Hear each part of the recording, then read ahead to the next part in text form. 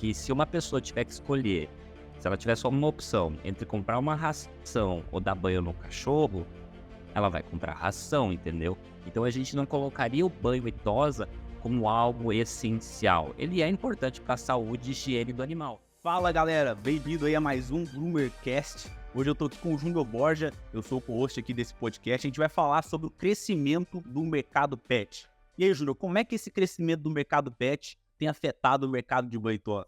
Fala galerinha, tudo bem? Bom, pessoal, vamos lá, vamos falar de cachorro, mercado pet, mercado muito próspero, que mudou muito nesses últimos anos. O Brasil, se não me engano, tá na terceira colocação como o mercado pet que mais cresce no mundo, e a gente cresce muito em serviço, o que complementa a área de banho e tosa. Então a gente cresceu pra caramba. E uma das coisas que mais potencializaram o mercado de banho e tosa provavelmente foi o fato das pessoas, os seres humanos, não terem mais tanto filho que nem a gente tinha antigamente, né? Você vai ser pai, eu sou pai, eu tenho um filho. Antigamente, nossa mãe tinha 5 filhos, a mãe da nossa mãe tinha 15, né? Então a família sempre foi muito grande e o tamanho da família ela foi diminuindo. E quem preenche. Hã? Minha avó teve 12 filhos. Oi, Velas? A minha avó teve 12 filhos. Ô, louco, 12?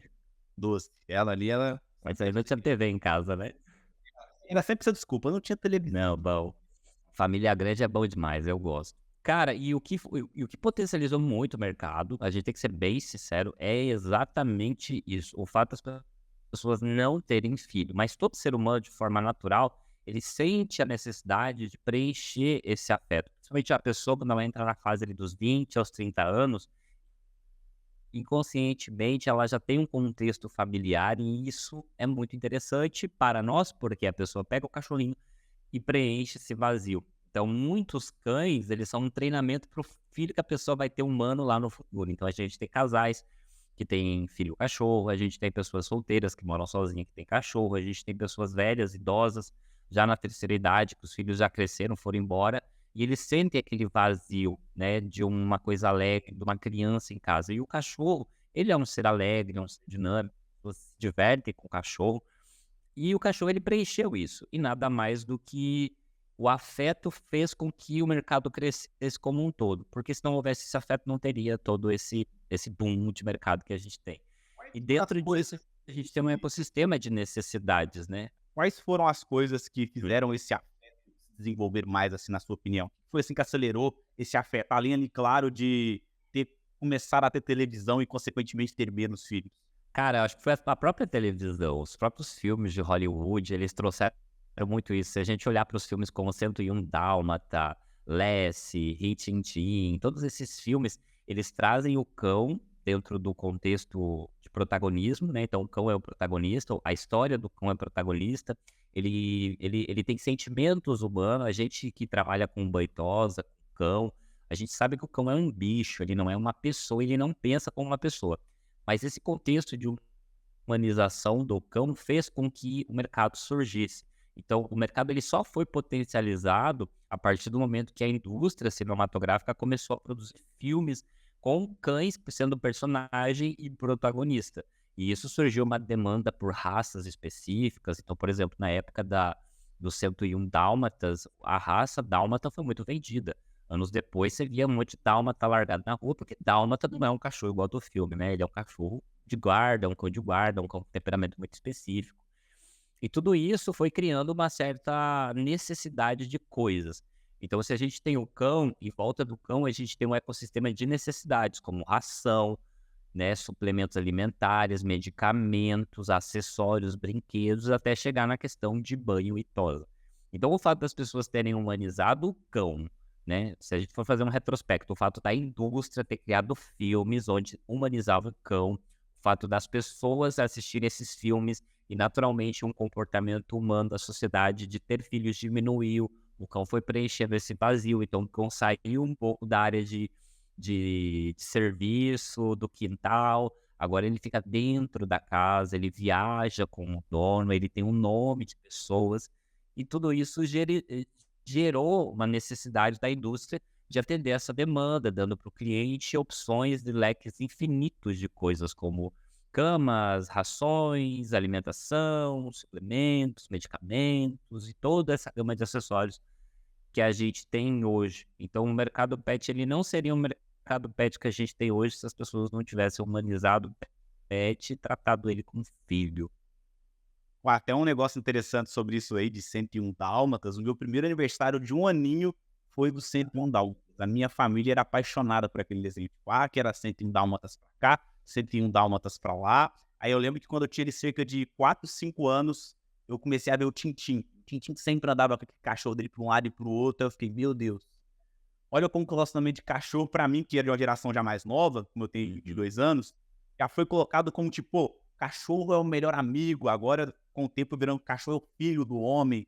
Acredito que a influência disso a gente acaba vendo muito no dia a dia. Esses desenhos que a gente viu na infância foram, assim, tipo, causaram um efeito muito doido na nossa mente. Mudaram muito a forma. Sim, e essa visão que o dono tem sobre o cachorro é uma coisa muito interessante para a gente que trabalha com venda de serviço dentro do banho e tosa. Na hora que a gente vai atender o cliente dentro de um banho e tosa, a gente normalmente tenta vender para ele serviços com valor agregado, né? Como, por exemplo, hidratações, tratamentos de pelagem, desembolo, tosas específicas com tesoura e etc. E normalmente o cliente que consome esse serviço, o cliente que está propenso a gastar um pouco mais com o cachorro, ele está incluso em duas categorias. Primeira, que ele tem uma capacidade de gastar dinheiro maior do que as outras pessoas, ou seja, ele é um público mais classe A. E segunda coisa é o fato dele trazer sentimentos humanos para o pet. Então, isso são dois potencializadores muito grandes para a gente poder trabalhar com ticket alto.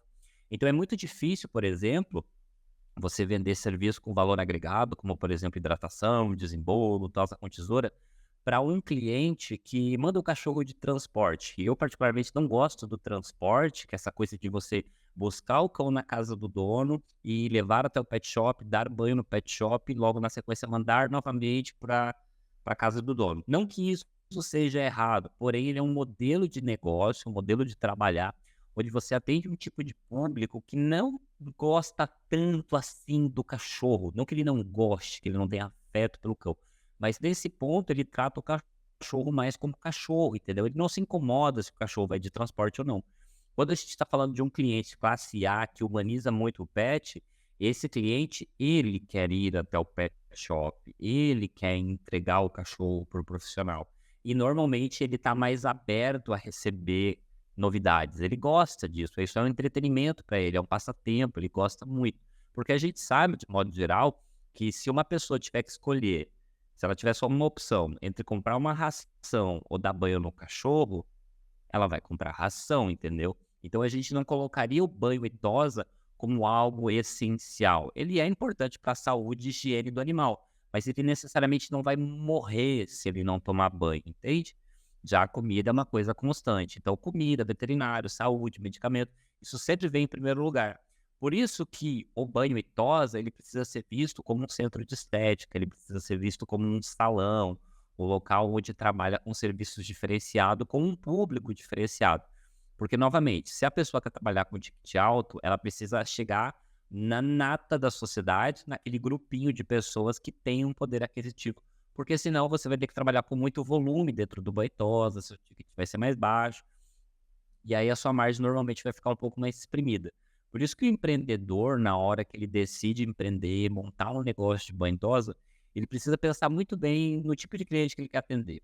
Eu vou atender um cliente que tem um poder de compra, ou eu vou atender um cliente mais de bairro, um cliente que já, né, conta ali os centavinhos para poder mandar o cachorro para poder tomar banho. Essas são duas opções, não existe uma certa nem uma errada. Uma sempre vai caber na condição que você tem, no valor que você tem para investir no seu próprio negócio, né? Mas, de modo geral, eu percebo uma diferença muito grande no mercado, ele evoluiu muito nesses últimos tempos. A gente percebeu que o mercado pet começou com agropecuárias, né? Então era aquela coisa que vendia tudo para tudo quanto é bicho. Cavalo, porco, ração, cachorro. Tava tudo dentro do mesmo nessa. Depois houve uma segmentação dada. Aí depois deu uma segmentada, dada aos filmes, a toda a indústria pet que começou a surgir, e aí as agropecuárias, muitas delas viraram pet shop e passaram a atender somente cães, gatos, roedores, aves, que são uma espécie um pouco mais pet lover, né? E tudo isso fez com que o mercado mudasse, né? Então, hoje a gente percebe que o banho e tosa, o pet shop, ele tá virando meio que uma boutique, ele tá virando algo um pouco menor, não tão grande. Então existem modelos de negócio pet, onde você tem varejo, veterinário, creche, banho e tosa, coisa de adestramento, né, clínica veterinária embutida, que é o ecossistema completo de tudo que o cliente precisa. Porém, estruturar tudo isso demanda um investimento de milhões de reais. Então, o que a gente percebe uma segmentação muito grande no mercado pet é que os modelos de negócio eles vêm diminuindo muito, né? Então, a gente percebe que hoje tem muitas pessoas que vivem e vivem muito bem prestando somente serviços de banho e tosa, onde eles se especializaram como um salão de beleza pet mesmo. Trabalha com ticket alto, o tosador ali ele tem um bom posicionamento, ele é reconhecido, ele já não é mais visto como uma pessoa só que lava o tobinho do cachorro. Ele é visto realmente como um... Sim, cara, foi exatamente isso que a gente trabalhou. A gente procurou trazer dentro da Garbo exatamente isso, colocar o profissional de banho e tosa que nem um hairstyle de uma marca de cosmético, por exemplo. Um profissional que tivesse um posicionamento, um profissional de destaque, porque a gente entendeu, isso eu entendi muito lá no começo, que o que faz com que as pessoas queiram consumir um determinado serviço é embasado em quem vai executar esse serviço. Ele tem que ser atraente, ele tem que ser dinâmico, ele tem que ser uma pessoa magnética, uma pessoa influente ao ponto do cliente querer pagar mais caro. E eu fui construindo isso ao longo do tempo, na minha própria marca como pessoa, assim como na marca do pet shop. Então hoje a gente consegue trabalhar com um ticket super alto, a gente só presta serviço de banho e tosa, a gente consegue ter um dinamismo nisso porque a gente trabalhou para construir essa imagem diante do consumidor. Então, empreendedor, quando ele vai começar o negócio dele de banho e tosa, ele precisa entender muito bem o que ele quer, né? O mercado dele é promissor, ele tem um leque de possibilidades, desde a indústria, a fábrica, desenvolvimento de marcas, enfim, é um leque infinito de possibilidades. Só que a pessoa precisa tentar entender no que ela quer se encaixar, né? O que ela quer fazer. E esse processo de tomada de decisão vem com muito estudo, vem com muita pesquisa, mas nada é impossível desde que a pessoa se proponha realmente a ter resultado. Agora que, mas esse ponto aí do ticket que você falou, a galera fica muito curiosa sobre isso. Qual foi o ticket, assim, mais alto, assim, que você conseguiu ali cobrar de um cliente após assumir esse posicionamento? Quanto o cliente ficou disposto a te pagar após assumir esse posicionamento que o mercado pet acabou proporcionando para você também? Cara, é que tudo é um processo, né? Ninguém começa cobrando caro do dia para noite, né? Então, todo mundo tem um processo natural de evolução, principalmente quando a pessoa trabalha como profissional autônomo. Quando você é funcionário, quando você é assalariado e você não recebe um pagamento proporcional àquilo que você vende dentro da empresa, fica um pouco difícil trabalhar dessa maneira com ticket médio, ou é muito difícil você colocar no funcionário o desejo de vender mais, entende? Então, novamente, quando eu era funcionário, eu nem sabia o quanto era cobrado pelos serviços. Eu só comecei a ter mais contexto sobre custos, sobre margem, sobre liquidez do serviço a partir do momento que eu comecei a empreender e comecei a ganhar de forma autônoma. Então, logo quando eu comecei, eu prestava muitos serviços de forma autônoma. Eu trabalhava como funcionário em pet shop, ganhava um salário ali na época de R$ 1.900 e não dava para viver. O Lourenço tinha acabado de nascer, a gente precisava de mais dinheiro. Para quem não sabe, o Lourenço é o meu filho. A gente tinha acabado de nascer, então a gente precisava de grana. E eu falei, pô, vou ter que tirar dinheiro de algum lugar e vou atender os outros na casa. E aí eu comecei a ganhar mais dinheiro. Porque se eu pegasse R$ 1.900 e dividisse ele pelos dias trabalhado, dava poucos centavos de reais, entende? 6, 7 reais mais ou menos. Só tem que fazer o cálculo certo. E a partir do momento que eu comecei a atender o cliente na casa dele, eu comecei a usar a água dele, a luz dele, eu só levava meus produtos, meus equipamentos e cobrava um preço um pouquinho mais alto, porque atender em casa é uma exclusividade, e eu percebi que o cliente pagava. E aí, quando eu comecei a ver que eu fazendo 2, 3 cachorros por dia, eu ganharia até mais do que trabalhando como funcionário, peso de querer empreender começou a brotar no meu coração. E ali começou a surgir a necessidade de querer realmente empreender. Aí depois disso, é uma longa história, mas só encurtando para uma história mais curta, depois disso eu comecei a ter vontade de empreender, fui lá, abri o negócio, comecei. E nesse processo de construção de marca, abertura de negócio, negócio próprio, Aí eu percebi que eu tinha liberdade para metrificar um pouco melhor o preço que seria cobrado. Então, no começo, eu sempre comecei cobrando menos do que todo mundo, por exemplo. E a partir do momento que a demanda começou a aumentar, eu comecei um processo de filtro, comecei a filtrar cliente, comecei a melhorar o meu posicionamento, comecei a aumentar a demanda em relação a mim. Eu queria que as pessoas me procurassem. E aí eu comecei a desenvolver um trabalho mais estético, mais bonito, comecei a gravar muitos materiais, tirar muitas fotos. E naturalmente a procura começou a aumentar. Então é uma escolha que o profissional tem que fazer, até mesmo o próprio dono do negócio. A partir do momento que você é muito requisitado e você está trabalhando como um louco, é porque está na hora de aumentar o preço. A partir do momento que você está trabalhando, tipo assim, a partir do momento que você não está trabalhando, que você não tem cliente para atender, é porque você tem um problema de comunicação, um problema de marketing, que você precisa trabalhar isso para poder divulgar o seu trabalho. Eu nunca tive problema de escassez de cliente, eu sempre tive o problema inverso.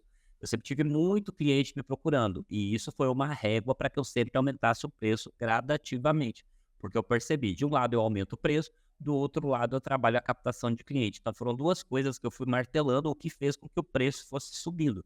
Então o serviço de banho e tosa eu cobrava 140, depois de um tempo 240, depois de um tempo 340, depois de um tempo 440, até que eu cheguei ao ponto de cobrar 800, 500, já cobrei R$ 1.200 para fazer um trimming Golden Retriever. Então são coisas assim que a gente só consegue fazer com o tempo. Então se a gente fosse considerar, eu levei 16 anos para cobrar R$ 600 para fazer uma tosa. Num cão, assim, simplesinho. Mas por quê? Porque a pessoa não está pagando necessariamente pela tosa. Ela está pagando porque sou eu fazendo. Porque é a experiência de estar comigo, a experiência de ir até uma empresa bonita, todo esse contexto faz com que o preço seja criado, entendeu? Então, o preço é estratégia. Simplesmente assim. E o crescimento, assim, do mercado pet, você vê, assim, dele para o futuro? O que você acha, assim, que são as tendências, assim, que vão acontecer daqui a um tempo? O que você acha que vai ser daqui 3, 4, 5, 10 anos? Como você vê o crescimento do mercado pet no longo prazo? Cara, hoje o maior mercado pet realmente ele tá ali nos Estados Unidos, mas ele boa parte do mercado americano, ele tá embasado mais em empresas de tecnologia, fábricas, desenvolvimento de produtos, ou outra parte, grande parcela tá na China, então é um outro mercado que é uma potência de indústria. O Brasil, ele é o terceiro lugar, mas a maior força tracionada do Brasil de diferença em relação aos outros é a qualidade na percepção do trabalho. O Brasil, ele tem ótimos tosadores. O Brasil é um dos países que mais forma médicos veterinários no mundo. Então a gente tem veterinário pau caralho, a gente tem até veterinário tosador. E esse ramo da beleza, da estética, é um ramo, novamente, ele é entretenimento. Ele não é igual um veterinário, que é uma coisa séria, saúde. O serviço estético, ele é entretenimento para o cliente. Ele quer ver o cão bonito, ele quer ver o cão fazendo parte de uma empresa, ele quer ver o cão dele sendo exibido. E isso conta muito para o futuro do mercado. Então, hoje, a gente viu um momento disruptivo no mercado, onde as empresas elas estão chegando no mesmo nível de igualdade no campo de percepção de valor para o cliente. Então, o cliente ele tem muitas opções. E para ele é um pouco difícil escolher, porque todos os modelos de negócio eles são meio que parecidos. É sempre a mesma coisinha, uma loja, uma boitosa, um veterinário ali, papapá. E aí fica muito comparável para ele. E quando ele vê uma marca diferente, como por exemplo uma Pets, uma Cobase, né, uma Petland, uma Garbo da vida, quando ele vê isso, ele já cria uma percepção diferente em relação ao restante, né? Então o que a gente percebe? Que no futuro, para as marcas sobreviverem, elas vão ter que trabalhar muito uma coisa que se chama brand awareness, esse nome bonito, que nada mais é que a percepção de valor que o cliente tem em relação à sua marca. É, brand awareness. Mas que é a lembrança de marca, entendeu? A forma que o cliente te lembra. Então, essa questão de criar uma marca, ela é muito mais necessária neste momento do que o investimento que você vai fazer em estrutura física, por exemplo, querer montar um negócio extremamente grande.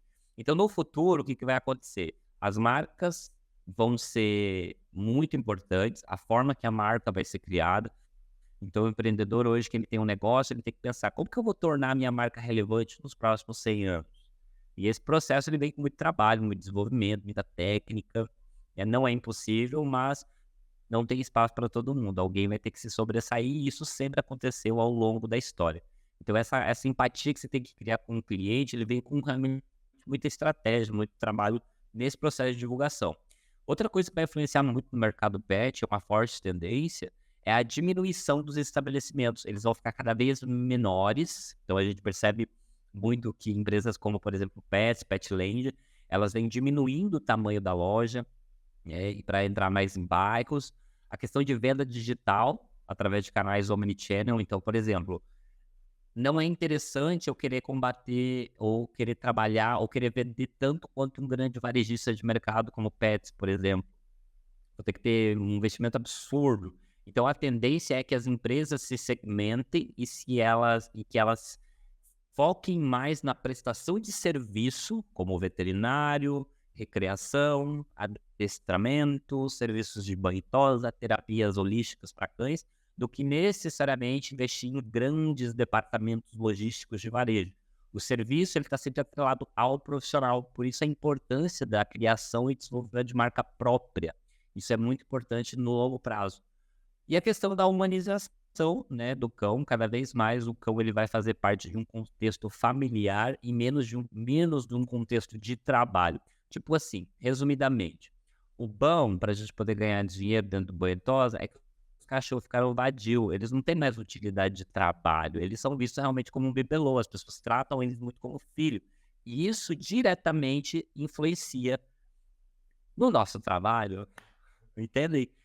É mais ou menos por esse caminho. Então a gente percebe que a marca vai ser muito importante, as lojas vão diminuir de tamanho, elas vão virar mais boutique, vão surgir muitas marcas pessoais, né? Porque a gente está falando de serviço, então tem sempre um ser humano executando. E a questão realmente da humanização do pet, que cada vez mais vai ser forte, e o cão sempre vai preencher um aspecto emocional da pessoa. Que evolução louca, né? Falando aí de terapia holística para pet, uma das coisas mais incríveis que eu descobri esse ano. Eu não sabia da existência disso, eu acho que futuramente vai ter cada vez mais. É questão de tempo para ter centenas e centenas aí de terapeutas da área pet. Sim, Vejo que é uma tendência muito grande. sim, é que cão. E outra coisa, dois pontos assim que são bem contraditórios, né? O excesso da humanização pelos donos, que não têm consciência de algumas coisas, né? Criou um monte de problema onde vai precisar de um terapeuta para resolver. Então, a humanização, por um lado, ela fomenta uma indústria, não tem como parar, as pessoas gostam de cachorro, não tem como falar para a pessoa, não trata o cachorro igual um filho. As pessoas tratam, não adianta. Só que o excesso disso, quando você ultrapassa a barreira do que é tolerante, começa a tirar a essência do cão, não deixa o cachorro ir na terra, não deixa o cachorro ter contato com outros bichos. Quando você para com isso, o cão começa a desenvolver problemas comportamentais. E aí o dono se vê num paradigma onde ele não consegue resolver um cão agressivo, um cão que mija, que come fezes. E aí precisa chamar um profissional que entendeu sobre isso para resolucionar o problema. Então é aquela coisa, enquanto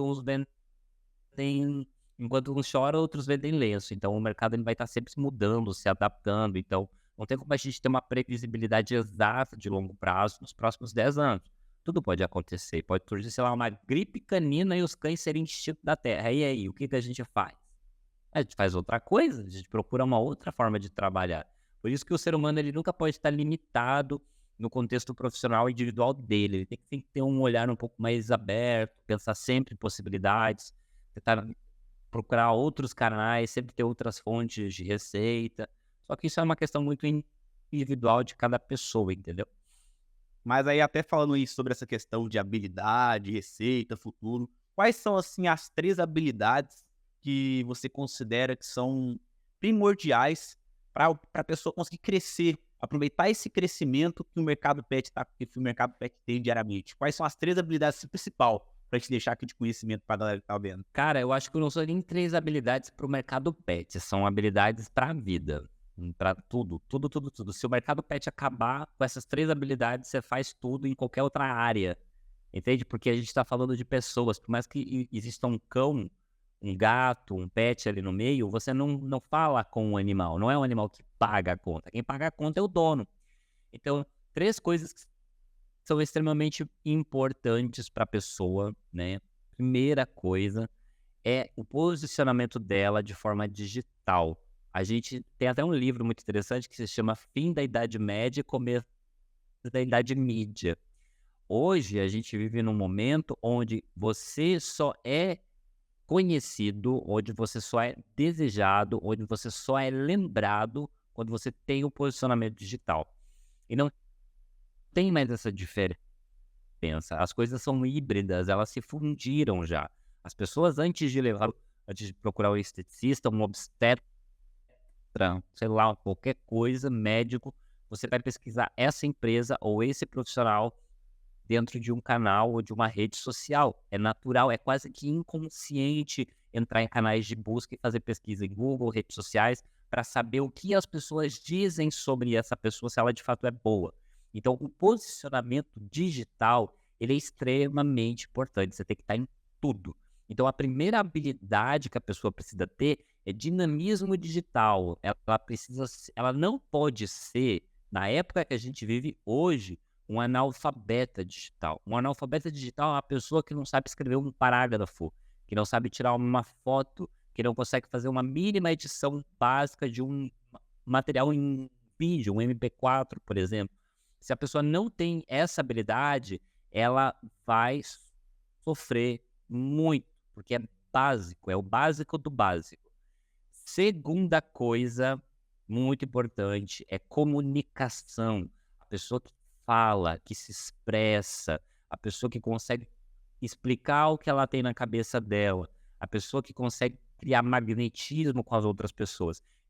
Então, de um lado, você tem a questão de dominar a internet, as redes sociais e saber utilizar elas. Então, você pode ficar numa posição onde você fica na frente da câmera e uma posição onde você fica atrás da câmera. Isso do ponto visual. Mas todas as pessoas, indiferente delas estarem na frente da câmera ou atrás da câmera, elas precisam vender. Se não for vender para um cliente, se vender para outra pessoa. E esse processo de venda, ele está muito ancorado na forma que a pessoa fala.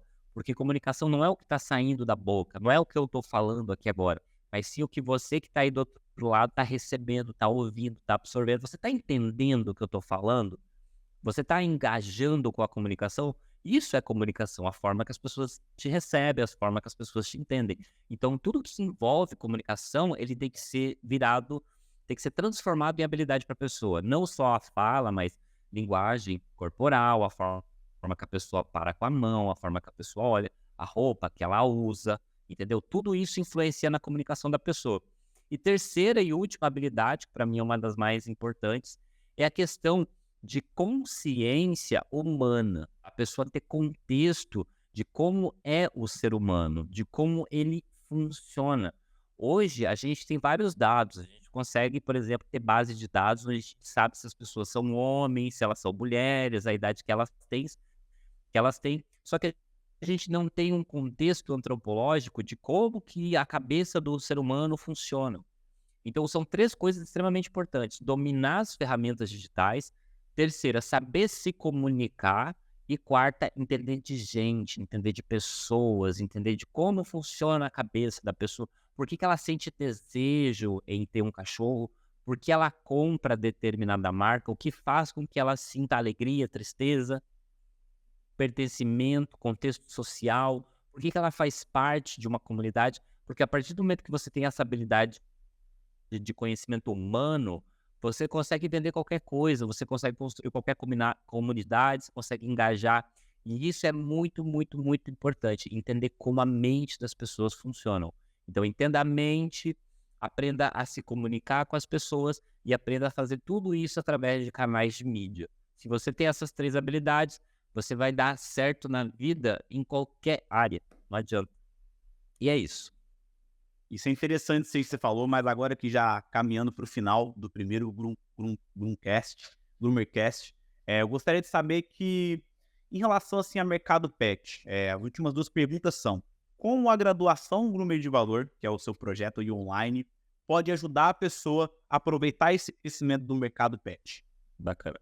Cara, hoje a gente vive uma questão problemática no mercado pet. É um problema muito sério. É um problema que eu passo e todo mundo que tem um negócio passa, que é conseguir profissional de qualidade, profissional capacitado, profissional com conhecimento técnico básico, como, por exemplo, saber segurar um cachorro, saber colocar um laço, fazer uma tosa com tesoura, saber atender um cliente. São coisas muito básicas. Porém, o que acontece? Como o mercado pet ele cresceu muito rápido, a profissionalização das pessoas não acompanhou. E o segmento de banho e tosa, ele sempre foi muito precário em equipamento, estrutura e também em educação. Então, muita informação foi difundida de forma errada, muita técnica errada para atender os clientes. Então, tudo isso prejudicou um pouco a percepção que as pessoas têm em relação à banho e tosa, né? Então, tem muitos donos de cachorro que acham que o profissional bate no cachorro, né? Trabalho mal feito. E tudo isso, né, ele precisa ser resolvido e ele só é resolvido com educação. Então, a graduação no Gourmet de Valor, ela surge em um momento da minha vida onde eu não conseguia ter profissionais capacitados. Então, eu, de forma meio que obrigada, acabei criando uma metodologia de ensino que a gente chama de sistema DEP. Por que sistema DEP? Porque são 3 fases de ensino. Como eu estava numa época da minha vida onde eu precisava contratar pessoas e não tinha pessoas prontas, eu tinha que pegar pessoas cruas do zero e ensinar, e de preferência de forma rápida. Porque a gente que trabalha dentro de Boitosa, a gente sabe do dinamismo, da pressa que você tem em relação à execução dos trabalhos. Então eu precisava que a pessoa aprendesse de forma rápida. Então a gente criou um sistema educacional que se chama Sistema DEP, que faz parte da graduação Gourmet de Valor, onde é dividido em 3 fases, onde uma pessoa que não tem conhecimento nenhum, ela começa ali aprendendo os fundamentos básicos, depois ela se especializa em raças específicas, como técnicas de tosa, penteados, colorações, etc. E depois ela precisa entrar numa fase de atendimento, porque eu preciso que essa pessoa se venda, que ela venda o trabalho dela, que ela venda as coisas, porque é assim que o dinheiro entra, vendendo.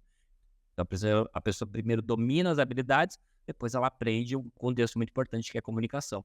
E dentro da graduação a gente criou totalmente esse ecossistema. Hoje ali tem mais de 100 aulas, tem aulas com outros especialistas para tornar o processo educacional do profissional da área de banho e tosa mais rápido.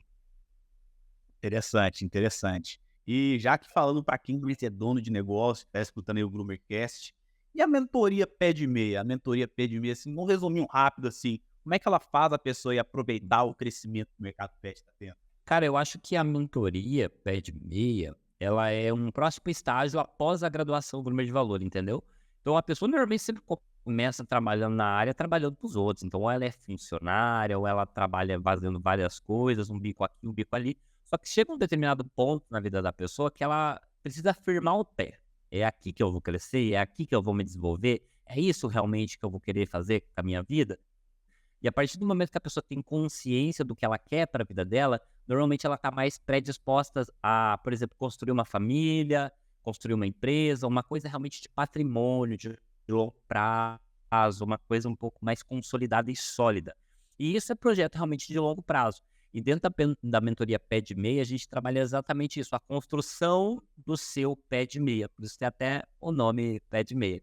E a coisa de conseguir dinheiro e pensar na sua aposentadoria, ela vem com muito trabalho quando você é jovem. Então, o empreendedor, ele precisa entender de negócio, ele precisa entender de pessoas novamente, ele precisa ter uma consciência básica de gestão, ele precisa sair do operacional e ir, de fato, para a gestão. E esse processo, ele precisa de fases, e é um trabalho um pouco mais doloroso, porque lidar com pessoas e dinheiro é um bloqueio individual de cada pessoa. E a gente trabalha dentro da mentoria para destravar isso, desbloquear isso nas pessoas, para que elas consigam ter os resultados que elas tanto esperam. Então, a mentoria Pet Meia, ela vem num processo realmente de formação do empreendedor para ele investir na área pet, principalmente na área de banho com segurança e ter resultado no curto, médio e longo prazo também, né? Muito interessante, muito interessante. Agora aqui, caminhando para o final, se fosse para você falar assim uma frase em relação assim ao mercado pet, ao crescimento do mercado pet, uma frase para ficar assim, na cabeça da pessoa, para gente finalizar com chave de ouro aqui esse primeiro Groomercast. Qual frase assim que seria? Hum. Nossa, pergunta difícil, cara.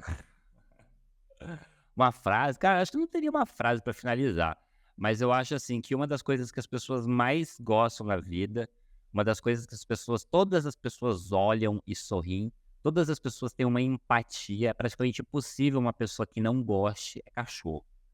Todas as pessoas gostam de bicho, principalmente de cães e gatos. Ali na academia que eu treino, esses tempos entrou um gato. cara, todo mundo olhava pro gato, todo mundo tirava foto do gato, todo mundo passava a mão no gato. As pessoas não conversam entre si, mas elas são mais propensas a gostar de animal. E a partir do momento que a pessoa desenvolve um afeto por algo, ela está mais disposta a cuidar disso. Assim como uma pessoa que tem filho, por exemplo, ela cuida. Então, o mercado pet, principalmente na minha área, ela está muito ancorada na questão do afeto e do cuidado. E eu resolvo isso, entende? Então, o profissional ali da área pet e tal, ele precisa conectar muito com isso, com afeto, com o carinho que as pessoas têm pelos cães e trabalhar isso a favor dele. Foda. Muito interessante. Papo aqui sensacional. Esse aqui foi o primeiro Boomercast. Foi um prazer aí ter vocês aqui até agora. Comentem, deixem um like, compartilha. Espero que vocês tenham gostado, viu? Valeu, pessoal!